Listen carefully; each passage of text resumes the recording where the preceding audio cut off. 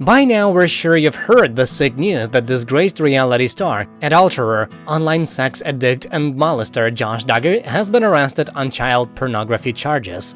Josh was taken into custody back in April, but he was later released.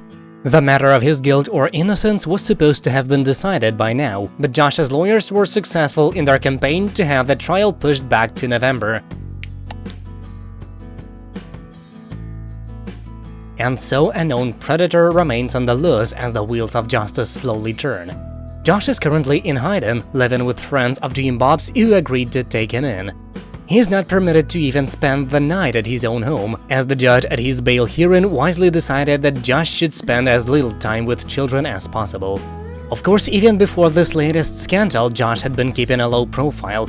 He was fired by TLC in 2015 after word got out that he had molested 5 young girls, 4 of whom were his sisters, while he was still in his teens. The rest of the family knows not to post about Josh on social media, lest they endure some serious backlash. And so footage of Josh has been hard to come by in recent years, which is why fans were shocked to see the eldest Duggar's son in a video taken just days before his arrest. Back in April, Jed Duggar married Katie Nakatsu in a ceremony that was much more low-key than the usual Duggar blowout. The Duggars had reportedly been anticipating Josh's arrest for months, and they'd all stepped away from the spotlight as a result. Earlier this week, the couple posted video highlights of their big day on YouTube, and it wasn't long before eagle-eyed fans spotted Josh staring at his phone in the background. Needless to say, Reddit users were quick to roast Josh for this latest act of douchiness. "What sort of douche is on their phone at a wedding?" one commenter asked.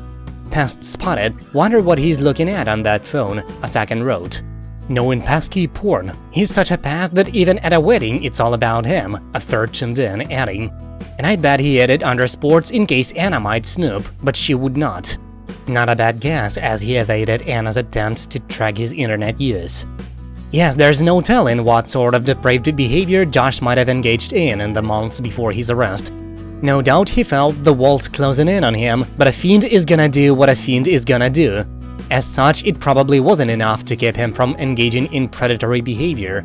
Those familiar with Josh's case say it should be open and shut, as prosecutors have everything they need in order to convict. But it's almost impossible to overstate the power that Jim Bob wields in Northwest Arkansas, nor is it unprecedented for technicalities to spring defendants you would never expect to meet.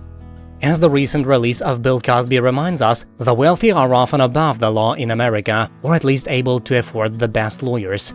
All we can do now is hope that justice will be served in Josh's case, and that his dozens of victims might finally know peace. That's it for now, thank you for watching, please subscribe to stay tuned.